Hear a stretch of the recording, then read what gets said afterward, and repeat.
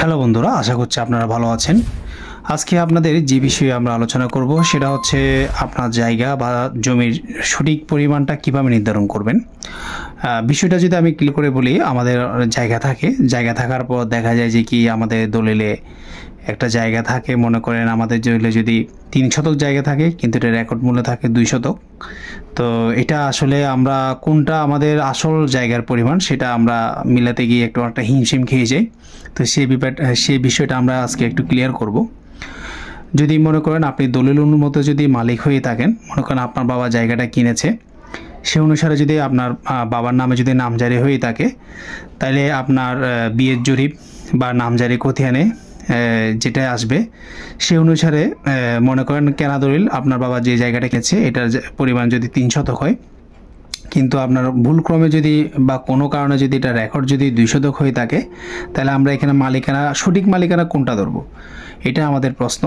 হ্যাঁ, প্রশ্নটা আসলে যদি ক্লিয়ার করে বলি, আমাদের অবশ্যই আপনার বাবা যে জায়গাটা কিনেছিল দলিল মূল্যে 3 শতক, ওইটাই আপনি মালিক, কিন্তু এখানে হয়তো বা রেকর্ডে ভুলক্রমে এটা 2 শতক হয়ে গেছে। তো এটা কোনো সমস্যা না, এটা চাইলে আপনি নতুন করে আবার দলিল মূল্যে যে 1 শতক আসেনি এই 1 শতকটা আবার চাইলে আপনার নামজারি করতে পারবেন নতুন করে। আবার আরেকটা বিষয় হচ্ছে, যদি ওয়ারিশ মতে যদি আপনি আপনার জায়গার মালিকানা দাবি করেন বা আপনার বাবা নামে জায়গাটা ছিল বা দাদার নামে জায়গাটা ছিল, সেই ওয়ারিশ অনুসারে এটা আপনার বাবা পাবে, এরপর আপনি পাবেন।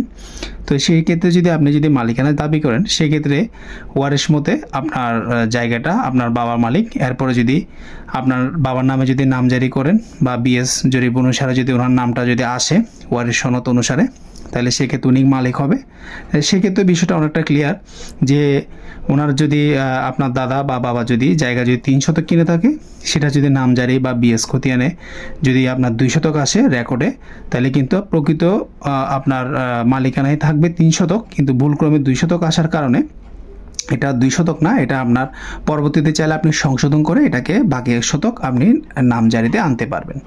তো আশা করছি আপনারা আজকে আমার বিষয়টি অনেকটা ক্লিয়ার করেছেন যে আসলে দলিল মতে নাকি রেকর্ড মতে আমি আমার জায়গার মালিক।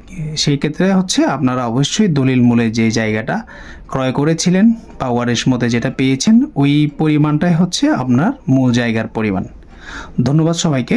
তো এরকম নিত্য নতুন জায়গা জমি সংক্রান্ত ভিডিও পেতে আমাদের পেজে অবশ্যই লাইক ফলো দিয়ে রাখবেন এবং বেশি বেশি করে শেয়ার করবেন, আমাদের সাথে থাকবেন। ধন্যবাদ সবাইকে।